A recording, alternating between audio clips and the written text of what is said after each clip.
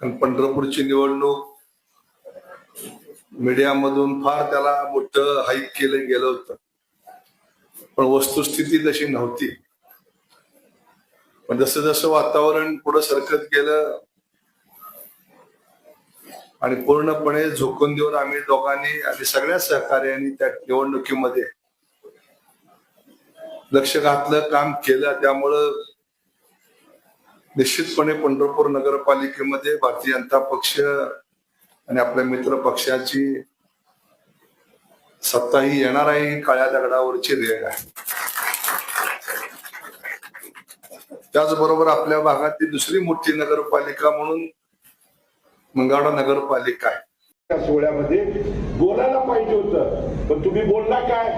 काहीच या ठिकाणी मुद्द्यावरती बोलला नाही. बोलला मग पंढरपुरातून आम्ही आलोय आणि तुम्ही काळ्या दगडावरची कसली रेषा आहे म्हणून त्यांनी सांगितली, पांढरी रेषा आहे. तुमचा काळा दगड आणि पांढरी रेष त्या ठिकाणी 3 तारखेला जर निकाल झाला असता तर पंढरपूरकरांनी दाखवून दिलं असती.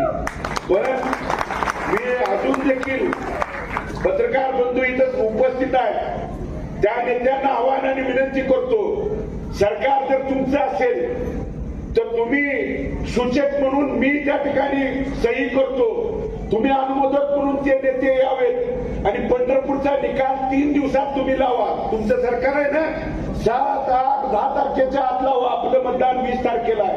माझा जर तिथं पराभव झाला तर तोंड दाखवायला मंगळवेढा शहरात येणार नाही, पण तुमचा पराभव झाला तर तुम्ही देखील तोंड दाखवायचे नाही. हे त्या ठिकाणी येऊन लोकांच्या समोर, पत्रकार बांधवांच्या समोर त्या ठिकाणी सांगा. लोक बंधून सुज्ञ झालेत.